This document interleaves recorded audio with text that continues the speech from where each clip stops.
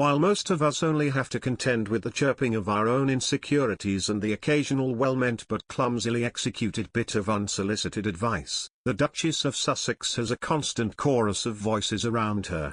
Whether she listens to them or not, most accounts say she takes a bird box approach to her own press. Meghan Markle is surrounded by opinions, judgments, indictments, and that's just when her estranged family pops up on morning television. One of the more irritating things, one can only imagine, about being a royal is that you give up your right of reply in favor of dignified silence. Meghan Markle can't fire a shot back about a story in a gossip rag or a nasty thread in a comments section. Or can she? Here are 5 ways that Meghan Markle is clapping back at her haters, doubters and yes, the racists/snobs/out-of-control Kate stans, without saying a word.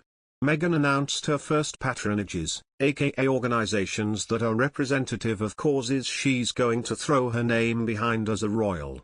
It was a revealing list. They're all evidence that Meghan is carrying pieces of her past into her future. Take, for instance, her patronage of the National Theatre. For someone who has been derided for her B-list actress past, it could have been tempting to quietly let that part of her identity fade into the past, along with her penchant for aviator sunglasses and her first husband. Instead, she's linking her past, Hallmark movies, Deal or No Deal suitcases and all, to her future. In fact, there's probably a sweet schadenfreude in being patron to a cultural institution that, let's be honest, probably would have turned up its nose at her as an actress. Protocol is a word that gets thrown around a lot in royal reportage, generally in the context of someone breaking it. Meghan didn't wear nude stockings. Protocol breach. She wore, pass the smelling salts, dark nail polish. Rule breaker. She gave an autograph. Call the beefeaters and throw that traitor in protocol jail.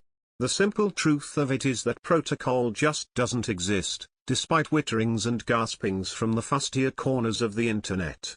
That doesn't mean, however, that Meghan doesn't go against the odd unspoken rule of royal behavior, closing her own car door, or royal deportment, crossing her legs at the knee, not the ankle, or, most recently, royal earring tradition, as we saw last week when she was the first ever recorded royal to be photographed in a crawler. A $500 crawler by British brand Kimai made with lab-grown diamonds and sustainable practices, but a crawler nonetheless. We delight in the conniption the protocol police are going to have over Meghan's rumoured planned home birth. In territory we've covered before, Meghan is a driven, ambitious person. There was a period last fall when that had whole swaths of the press brewing up extra-strength batches of haterade.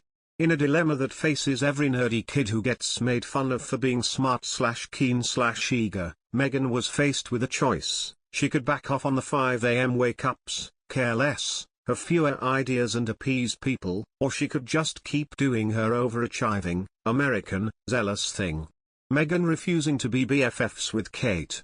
Instead, the only response the world got to that was an image of the two women at a family event, looking civil and cordial, and that's it. We're reading it as a nod to the idea that women don't have to give in to the dichotomy of gushing gal pals/catfighting enemies. They can just be lukewarm humans who happen to have married 2 brothers. Warm humans